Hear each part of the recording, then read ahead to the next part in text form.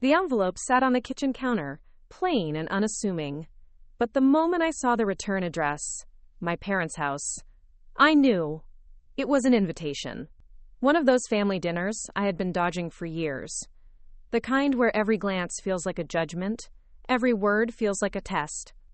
I stared at it, heart pounding beneath the crisp lines of my military uniform. 25 years old, standing tall in the service, yet here I was, hesitating to walk through a door that should feel like home. I picked up the invite again. Dinner, Saturday. 7 o'clock, no mention of why. Just an expectation, an obligation. My stomach twisted, memories flooding back. The last time I came home, Dad didn't even look me in the eye. His voice was cold, sharp with disappointment. Why waste your time in the military? You could be running the firm by now. That firm? The one Dad had built from nothing, the one he wanted me to take over. But I had chosen a different path. I ran my fingers over my uniform's insignia, the medals pinned neatly above my heart. Each one told a story of sacrifice, of missions completed, of leadership earned in the toughest places. I was proud. I had earned my place. But in their eyes, I was still a failure. Packing my bag felt heavier than usual. Not because of the weight of my clothes or gear, but because of the weight of expectation.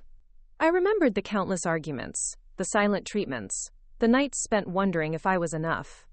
"You're throwing your life away," Dad had said once, voice low but firm. "This uniform won't pay the bills. It won't build a legacy."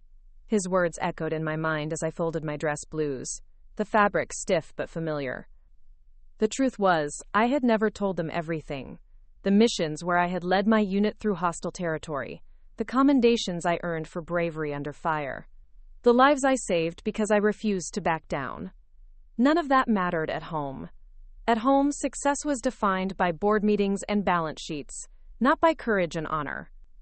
I thought about Mom, who tried to smooth things over but always seemed caught in the crossfire. She wanted peace but was torn between loyalty to my father and love for me. I wasn't sure if she believed in my choices or just accepted them because she had to. The night of the dinner arrived. My hands were steady, but my heart raced. I stood in front of the mirror, adjusting my uniform jacket, straightening the collar. This is who I am, I reminded myself, not a failure. Not a disappointment, a woman who had carved her own path. I took a deep breath, grabbed the invitation, and headed out the door. Before we jump back into what unfolded that night, tell me, where are you tuning in from? If this story touches something inside you, if you've ever felt misunderstood or underestimated, make sure you're subscribed. Because tomorrow, I'm sharing something extra special. Something that changed everything. Now, back to that dinner. The house was just as I remembered. Grand, imposing. The kind of place where every room seemed to hold a memory, a judgment, a challenge. I stepped inside, and the air shifted. Conversations paused, eyes turned. The weight of their stares was heavier than any battlefield I had faced. Dad didn't rise to greet me. Instead, he sat at the head of the table, his expression unreadable. My siblings exchanged glances, whispering behind polite smiles. The conversation started awkwardly. The usual questions about my service met with thinly veiled skepticism. "You're really still doing that?" my brother asked. "Don't you want something real, like this family business?" His tone wasn't just curious, it was accusing. I caught Dad's eye. There was no warmth there, just the same cold disappointment I'd come to expect. "I'm proud of what I do," I said quietly. "Serving my country is important to me." "Important doesn't pay the bills," Dad shot back. "You could have everything, but instead you chose this life of hardship." The words stung, but I held my ground. I knew this was their way of trying to break me down, to make me doubt myself. Then, just as the tension reached its peak, the doorbell rang. Dad's lawyer arrived, a man I barely knew but whose presence commanded attention. He carried himself with quiet authority, and when he spoke, the room fell silent. "She owns the firm," he said simply, looking directly at Dad. "The company is in her name now." A stunned silence followed. I felt every pair of eyes shift to me, disbelief washing over the room like a tidal wave. I had known the business was mine, legally. My father had transferred ownership months ago, a fact he conveniently forgot to mention at family dinners. Dad's face paled, his voice faltering. "That's impossible." "No, it's real, and it's final," the lawyer replied. "You've been running the business into the ground while she was out there building something no one here could." Quote, "The room erupted in murmurs, but I stayed calm. For the first time, I saw my family see me, not as a failure, but as a force to be reckoned with. That night changed everything. But this is just the beginning. Make sure you're subscribed so you don't miss what happens next. Because sometimes, the people who doubt you the most are the ones who need to see you rise the highest." The family table. The table was set for a celebration, but the air was thick with something else. The clinking of forks and murmurs of small talk filled the room, but none of it reached me. My siblings sat across from me, their eyes darting between each other, throwing quick glances my way, glances that said I didn't belong. Their smiles were tight, forced, as if they were waiting for me to fail. I wore my uniform, crisp, proud, a symbol of everything I had fought for. But here, at this table, it felt like a target. I tried to break the silence. "So how's school going, Jamie?" I asked my youngest brother, hoping to steer the conversation somewhere safe. "Good," he said, barely looking up. Then silence fell again, the kind of silence that presses down on you, weighs you down. Then my father cleared his throat, the sound cutting through the room like a sharp knife. "You know," he began, his voice steady but cold, "I still don't understand why you chose the military. It's not exactly practical, not the path we hoped for you." I swallowed hard, gripping my napkin. "I chose it because I wanted to serve. It means something to me." He shook his head, dismissive. "Serving doesn't pay the bills the way a law firm does. Or managing the family business. You could have settled down, started a family, built a legacy." His words weren't just about my career. They were a verdict. Failure. A rejection of everything I had sacrificed. My siblings nodded or exchanged quiet smirks, as if they agreed with him. I felt my chest tighten, like the walls were closing in. My mother tried to smooth things over. "We just want what's best for you," she said softly, but the damage was done. I could feel the judgment radiating from every corner of the table. I took a breath. "I'm proud of what I've done. I'm proud to wear this uniform." My father laughed, a short, sharp sound. "Proud? You don't even have a real career. You're bouncing from base to base, living out of a suitcase while your siblings build their lives here." I wanted to tell him that serving my country was a career, a calling. That success isn't only measured by money or a corner office. But the words caught in my throat. I was tired of fighting for their approval. The conversation shifted again, this time to my siblings' accomplishments. My sister spoke about her promotion, my brother about his new house. Their achievements were laid out like trophies, reminders of what I was supposed to be. I forced a smile. "That's great," I said. "I'm happy for you." But inside, I was breaking. I wanted to scream that I was doing something meaningful, that my uniform wasn't a symbol of failure but of dedication. The tension was suffocating. I felt like an outsider in my own family. The vibrant colors of the dinner, the rich food, the laughter, were nothing but a mask for the cold expectations and unspoken disappointment. Just as I was about to retreat into silence, my father's lawyer, an unexpected guest at the table, spoke up. His voice was calm but carried weight. "You all seem to forget one important thing." Everyone turned toward him. "She owns the firm." The room fell silent. I looked up, startled. He continued. "The same firm your father built, the one you all admire, is under her leadership now. She's not just the military officer, she's the head of the family business, the one who makes the decisions." My father's face tightened. My siblings looked between us, stunned. I sat straighter, the weight on my chest lifting just a bit. The lawyer said, "She's not a failure, she's the future." I realized then that their judgments were built on old ideas, on expectations that didn't fit who I was anymore. I wasn't just the girl in uniform, I was more. I was the owner, the leader, someone who had earned her place at this table, no matter how much they doubted it. The room felt different after that. The vibrant chaos of the family dinner remained, but now it was mixed with a new kind of respect, or at least the beginning of it. And I was ready to claim my space. The first confrontation. Dinner started with the usual small talk: weather, work, the mundane updates that felt more like rehearsed lines than real conversation. I sat there in my crisp military uniform, every crease sharp, the medals pinned just so. But beneath the surface, I felt the weight of every silent glance and the tightening knot in my chest. I already knew tonight wouldn't end quietly. Then Dad cleared his throat, leaning forward with a look that could freeze water. His voice was low but sharp, demanding attention. "So, tell me again, why did you decide to join the military? With all your potential, it seems like such a waste." I swallowed hard. The words hit harder than I expected. Potential. Waste.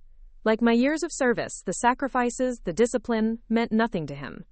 It was as if I had chosen the wrong path deliberately, a rebellion rather than a calling. I wanted to serve, I finally said, voice barely above a whisper. To protect, to make a difference. He snorted, a bitter sound. Difference? You could have been at a firm, working your way up. Instead, you're in uniform, fighting battles no one here understands. You're throwing your life away. The words stung, but worse was the cold distance in his eyes. Not anger, not disappointment, something colder. Judgment. I wanted to shout back, to defend every choice I'd made, every moment that had shaped me. But the words tangled in my throat, stubborn and heavy. My siblings sat around the table, quiet as statues. No one jumped to my defense, no one met my eyes. Their silence wrapped around me like a thick fog, making me feel smaller than ever, alone in a room full of family.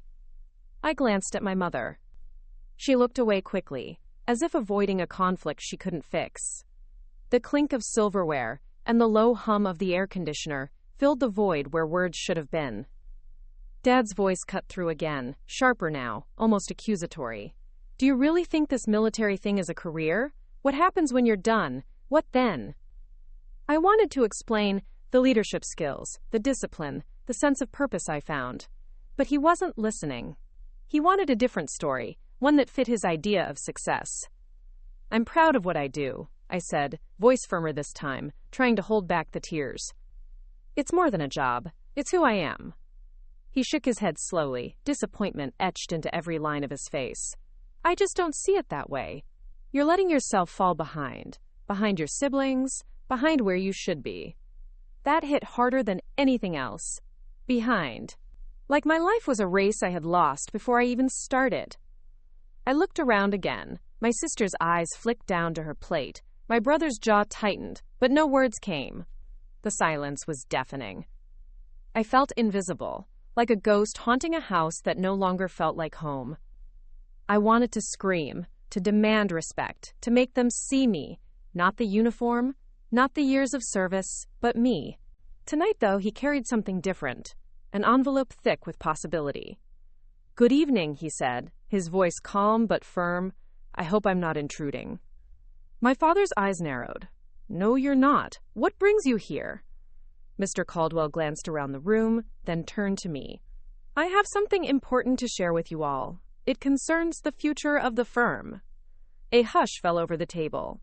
I felt my heart quicken, a strange mix of hope and dread twisting inside me. The idea of the firm, the place my father had built and nurtured all his life, was a fortress I had thought forever locked against me. Mr. Caldwell unfolded the envelope and pulled out a thick document, his hands steady. According to your father's will and the recent amendments, the sole heir and owner of the firm is not his son, as many assumed. He paused, eyes locking onto mine. But his daughter, you. The words hit the room like a thunderclap. My mother gasped. My brother's face turned pale. My father's mouth opened, then closed, a flicker of disbelief crossing his features. You, what? My father's voice was barely a whisper, cracked with surprise and something deeper, perhaps regret. I sat frozen, the weight of the moment pressing down on me. For years, I had carried the burden of being the disappointment, the child who chose the military over law, who left the comfort of this home and its expectations behind. I had believed their words, that my worth was measured only by their standards. But now, this unexpected truth forced me to see myself differently. Mr. Caldwell continued, "Your father made this decision after careful consideration. He recognized your dedication, your leadership, and your integrity, qualities the firm needs to thrive." I looked at my father, searching for a flicker of acknowledgement, a sign that he understood. But he was silent, grappling with a truth I had long known, but he had refused to see. The room was heavy with shock. My brother's lips pressed into a thin line, the unspoken challenge hanging between us. My mother's hands trembled, caught between pride and disbelief. And I felt something shift inside me. For the first time that evening, I felt a surge of strength rise through the doubt and the hurt. This was not about the uniform I wore or the battles I had fought overseas. This was about me, my resolve, my right to claim my place. I don't know what to say," I finally said, my voice steady despite the whirlwind inside. "I didn't expect this. None of us did." Mr. Caldwell nodded.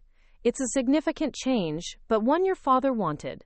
He wanted to ensure the firm's future was in capable hands." My father's eyes met mine, a long, searching look. "I always thought it would be your brother," he admitted quietly. "I never imagined." "No one did," I said softly, "but maybe it's time to imagine differently." The room seemed to hold its breath. The tension shifted, not gone, but altered.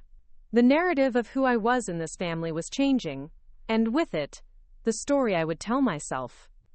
I glanced down at my uniform, the medals and insignia shining under the soft light.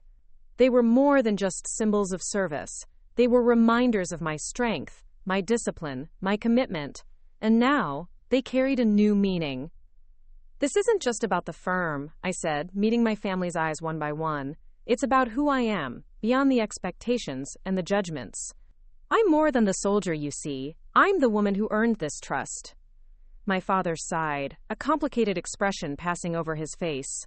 "I was wrong to underestimate you. I see that now."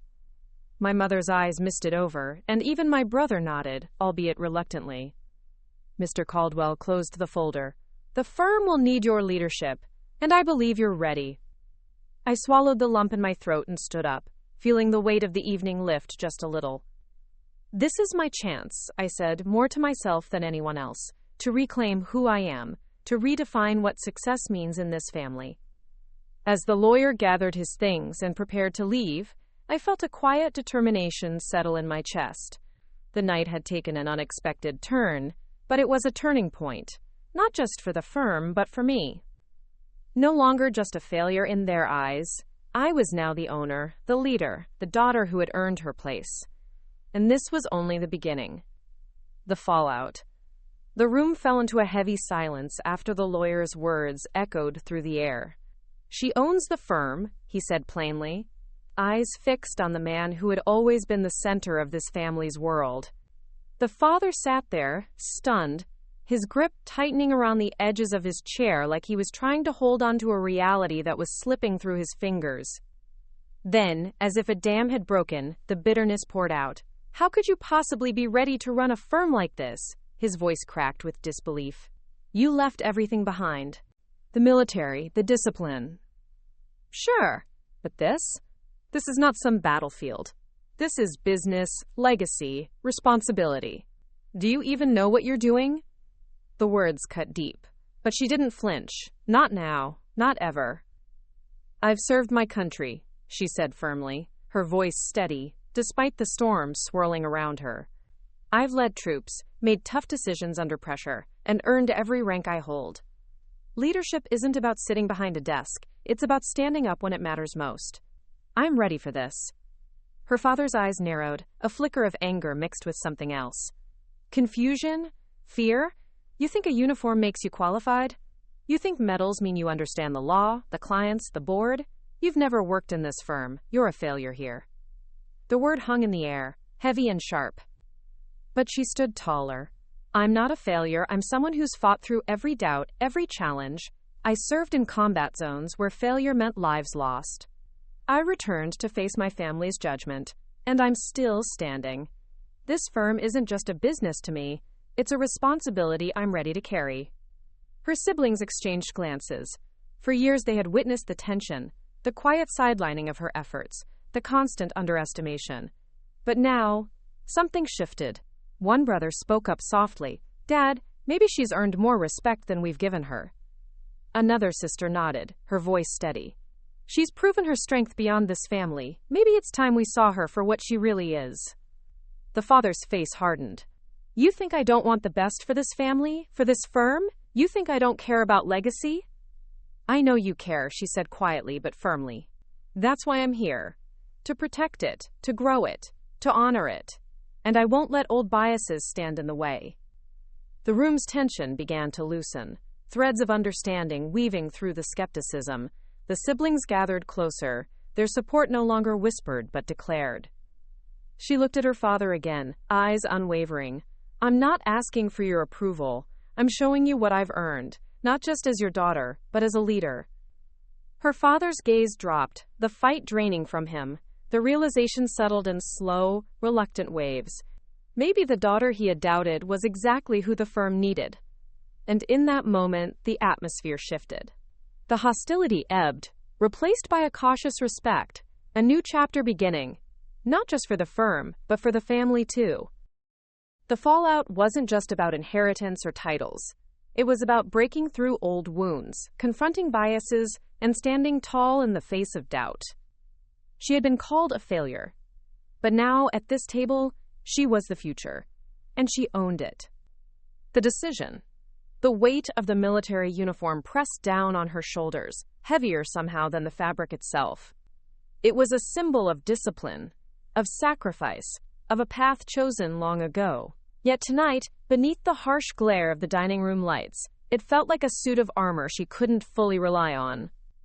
She sat at the head of the table, the echoes of last night's family dinner still ringing in her ears. Words like failure, disappointment, and wasted potential had swirled around her like a storm. They didn't see the battles she fought daily, not on distant fields, but within herself. They didn't see the strength it took to serve, to stand firm in a world that often demanded she shrink down to fit their narrow expectations. And then, the moment that shattered everything, the lawyer's voice cutting through the tension with undeniable authority. "She owns the firm." The room had fallen silent. The verdict was clear. The family business, the legacy they all thought was lost to her, was hers. Not by chance, not by charity, but by her father's clear, unwavering will. Now, in the quiet of the early morning, she faced a crossroads. To embrace this unexpected inheritance, to step into the boardrooms and balance sheets, the meetings and decisions that shaped the lives of countless employees and clients, or to return to the certainty of her military career, where her identity had been forged in fire and discipline. She thought about the firm, about the legacy her father left behind. It was more than just a business. It was a symbol of everything her family valued: success, reputation, control.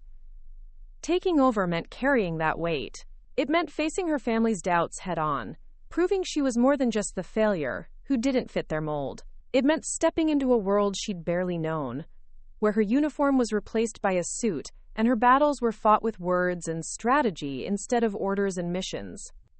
But what about her own dreams? The military was more than a job. It was her purpose. The camaraderie, the sense of duty, the clarity of mission, these were the things that grounded her. Walking away from that meant losing a piece of herself, the part that had given her strength when the world told her she wasn't enough. She sought out her mother, hoping for a voice of reason, of comfort. They sat together, the quiet of the house wrapping around them like a soft blanket. "You've always been strong," her mother said gently. "Stronger than anyone in that room, not because of the uniform or the firm, but because you know who you are." She looked up, searching her mother's eyes for answers. "But what if they're right? What if I'm just not cut out for either? The firm is foreign to me. The military, sometimes I wonder if I belong there at all." Her mother shook her head, a soft smile touching her lips. "You belong wherever your heart leads you. Not where others expect you to be. The firm is yours if you want it. But don't let it be a prison. And the military, if it calls you still, then that's where your courage lies." The words settled over her like a balm, but the struggle inside her did not fade. She closed her eyes and let her mind wander through the possibilities. If she chose the firm, she would step into the spotlight in a way she never had before. She would have to learn quickly, fight harder, earn respect not as a soldier but as a leader in a world that had doubted her from the start. It was a chance to rewrite the story her family told about her, to prove that failure was just a chapter, not the whole book. But it also meant sacrificing the clarity of her military world, the sense of purpose that had guided her through years of service. It meant navigating political games and corporate pressures she wasn't sure she was ready for. Could she be a general in the boardroom as she was on the battlefield? On the other hand, staying in the military meant continuing the path she had fought so hard to carve out for herself. It meant loyalty to the uniform, to the mission, to the values that had shaped her. But it also meant accepting that the family legacy would remain out of reach, a door closed, not by her will, but by circumstance. She thought about the future, her future, the woman she wanted to be. Not just the daughter who was expected to follow a script, but a leader who defined success on her own terms. A woman who could integrate the strength of her service with the savvy needed to run a firm. Could she be both? Could she build something new from the pieces of her past? Her mother's voice came again, softer this time. You don't have to choose one or the other forever. Life isn't a straight line. It's a series of decisions, each one shaping who you become. Follow your heart, and the rest will follow. The room was still. The uniform felt lighter now, less like a burden, more like a part of her story. She opened her eyes and took a deep breath. I'm not a failure, she whispered. Not to them, not to myself. The decision was hers, to embrace the firm and all the challenges it held, or to continue serving in the military, carving a path where she was respected and valued. Either way, she knew one thing: she would no longer let others define her worth. Because owning the firm wasn't just about the business, it was about owning her story, her choices, her future. And for the first time, she felt ready to step forward, on her own terms, claiming her identity.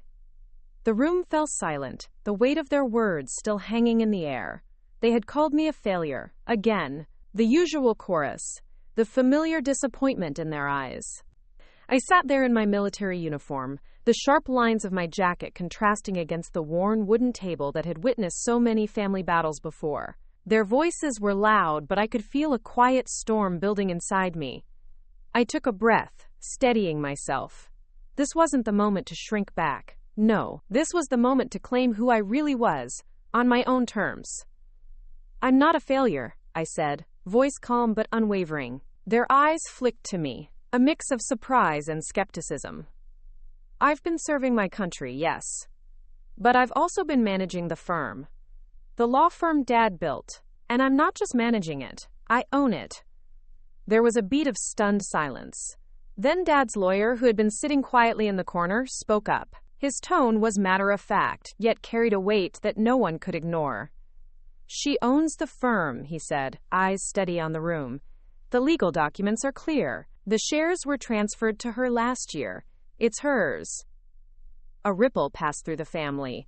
The tension shifted. It was as if their perspective tilted, and suddenly, the story they had told themselves about me was unraveling. I didn't come here to fight or prove anything, I continued, voice firmer now. I'm here to tell you that I've chosen my path. I will continue my military service part-time, because that's who I am.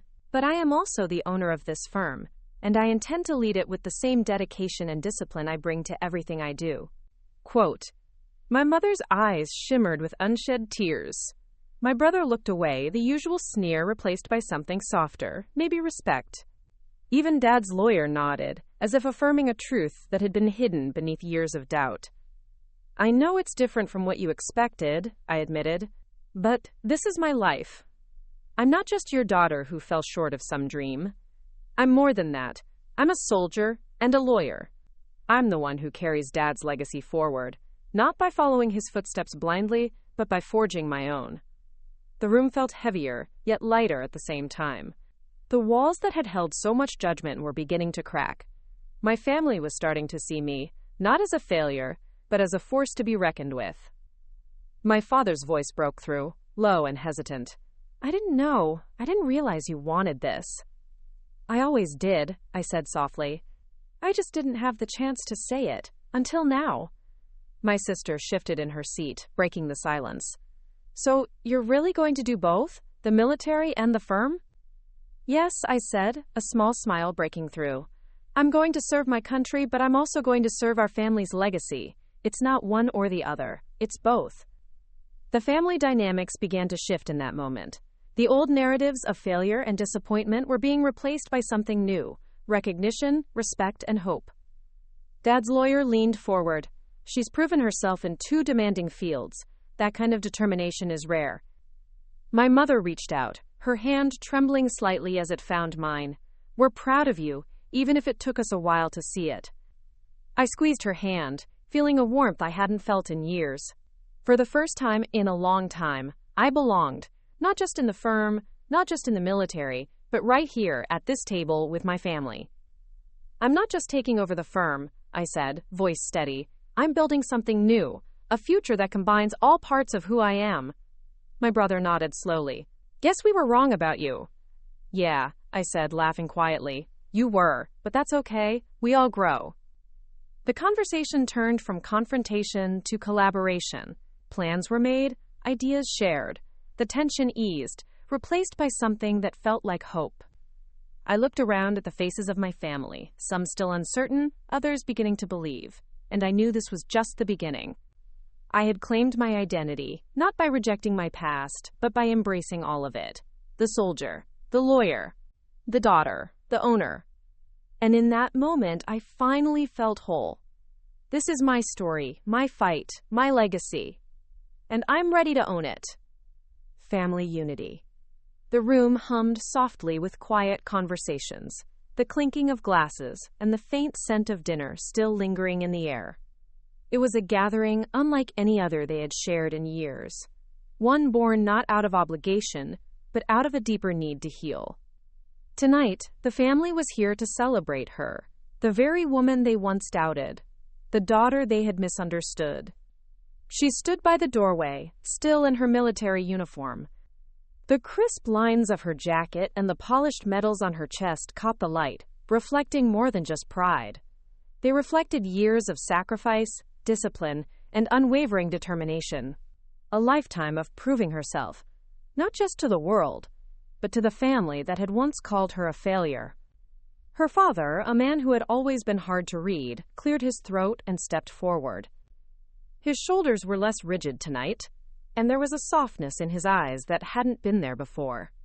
For years, his expectations had weighed heavily on her.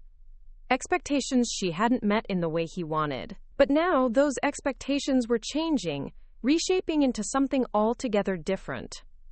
I want to start by saying, I was wrong, he said, his voice slow but steady. I judged you harshly. I saw you through a lens clouded by my own pride and fears. But tonight, I see you clearly. She glanced around the room, watching as her family leaned in, listening. Their expressions softened, faces once filled with doubt now edged with respect. You are strong, you are brave, you have built a life that commands honor, not just in the military, but in everything you do. The words hit her like a balm to old wounds. She remembered the dinners where voices had risen in frustration, where she had been called a failure for choosing a path different from the one her family envisioned. The moments when her achievements felt invisible, overshadowed by their disappointment. But tonight was different. Tonight, those old voices were replaced by something new, a shared understanding that transcended past mistakes. Her mother stepped forward next, holding a small, wrapped box. We wanted to do this for you, she said, her voice trembling slightly. Not just to celebrate your career, but to honor the woman you've become. Quote. Inside the box was a simple plaque, engraved with words that echoed the journey she had taken. To a daughter who leads with courage, who breaks barriers, and who owns her story. She felt tears prick at the corners of her eyes, not because she was overwhelmed, but because she finally felt seen. Then, her younger brother, usually the most mischievous and loud, spoke up. I always thought you were kind of scary, he joked, breaking the tension with a grin. But now, I'm proud to say you're the boss. Like, literally. Laughter bubbled through the room, the kind that only comes from genuine connection. It was a far cry from the cold silences and sharp words that had once filled family dinners. As the evening unfolded, stories were shared. Stories of her time in the military, the challenges she had faced, the victories she had earned. Her family listened, asked questions, and above all, acknowledged her. And then, the moment that sealed the night came unexpectedly. Her father's lawyer, a man known for his sharp wit and even sharper mind, raised his glass. "If I may," he said, smiling warmly, "it's not just that she's succeeded. It's that she owns what she's built. She owns the firm. She's not just part of the story. She's the author." The room fell silent, the weight of those words settling in like a quiet thunder. She met her father's eyes again. This time, there was no judgment, no disappointment, just pride. A deep, abiding pride that said, "I see you. I respect you." For the first time in a long time, she felt truly accepted, not just as the daughter who had taken a different path, but as the woman who had mastered both worlds. The soldier and the leader, the family member and the professional, the dreamer and the doer. Her father's voice softened, almost breaking.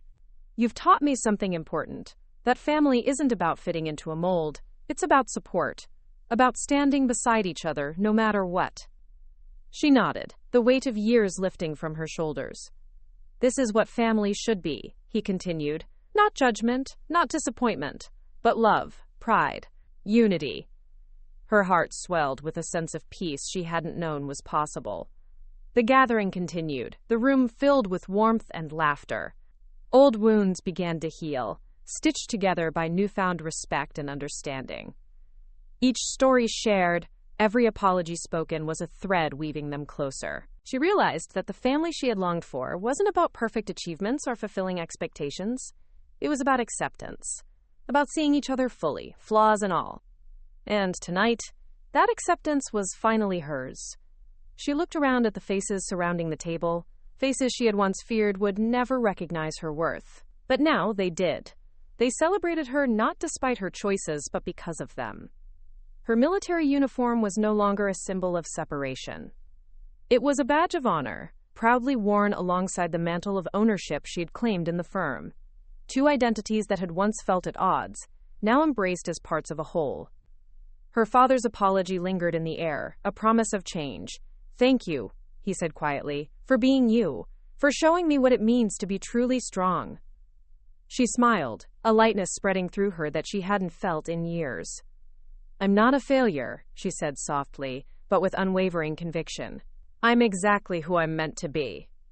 And in that moment, surrounded by the people who mattered most, she finally believed it. The night was more than just a celebration. It was a new beginning, a redefinition of family values rooted in support, respect, and love. No longer divided by doubt or judgment, they were united by a shared pride in her achievements and the woman she had become. Together, they had bridged the gap that once seemed impossible to cross. And she stood tall, not just as a soldier or a leader, but as a daughter who had earned her place, fully and unapologetically, in the heart of her family. A new chapter. The moment felt surreal. The dinner table, once filled with biting words and cold judgments, had shifted. Dad's lawyer, calm and steady, had just dropped the truth like a bombshell. "She owns the firm." The room fell silent, every eye turning to me. The weight of their doubts, their dismissive glances, everything I thought I'd lost, came rushing back. But this time, something was different. I wasn't the girl who'd been called a failure. I was the woman who owned the firm. For years, I had carried the burden of their expectations and their disappointment, like a second uniform. The military jacket I wear daily is more than fabric and metals. It's a symbol of discipline, sacrifice, and duty. But at that table, those attributes were dismissed as irrelevant to success outside the barracks. I was told I was falling short, that I wasn't enough. Not enough for the family. Not enough for the firm Dad built. Not enough, simply, to be proud of. Yet here I stood, or rather sat, in my military uniform, a 25-year-old woman who had just inherited an empire. The reality was both sobering and electrifying. This was my new chapter, the one I never imagined would come on the heels of such harsh words. I looked around the table again. Faces softened, some still mixed with surprise and disbelief. But I finally saw something else there. Respect. Unearned, perhaps, but respect nonetheless. And in that moment, I felt a shift inside myself. The years of self-doubt, the nights when I questioned if I could ever measure up, they started to dissolve.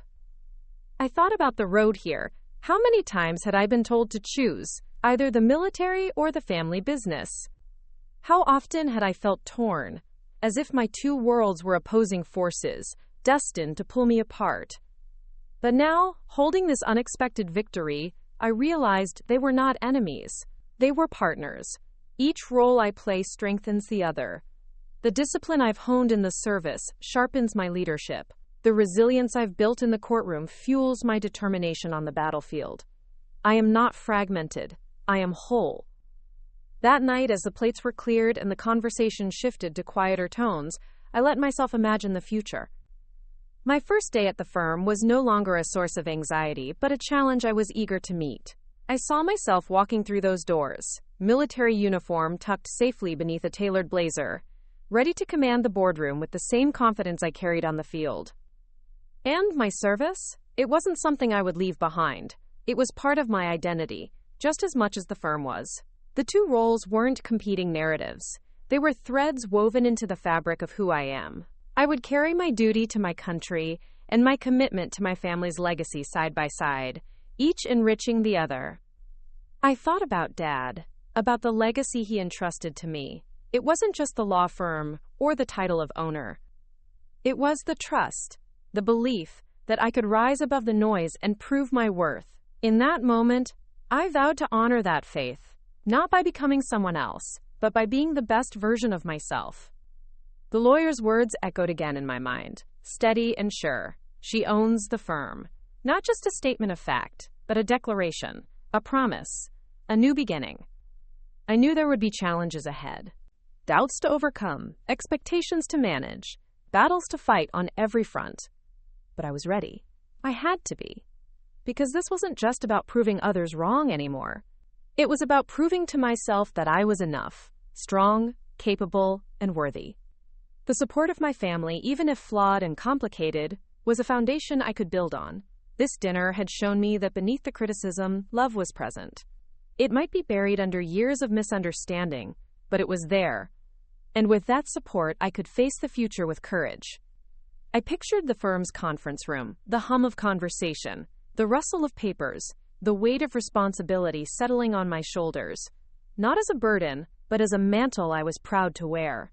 I would bring to that space the same integrity and dedication I brought to my military service. I would lead with empathy and strength, bridging worlds that many said could never mix. And when I donned my uniform for duty, I would do so with the knowledge that my other life, the one in the legal world, was thriving too. Two callings, one purpose. As I prepared to close this chapter of my story, I felt a quiet confidence rising within me. This was not the end of a battle, but the start of a journey, one defined not by the labels others placed on me, but by the truth I had discovered within myself. I am a soldier, I am a lawyer, I am the owner of my family's firm, and I am ready. Tomorrow, I will walk into that office, not as the girl they once doubted, but as the woman who owns her future. This is my new chapter, and it begins now.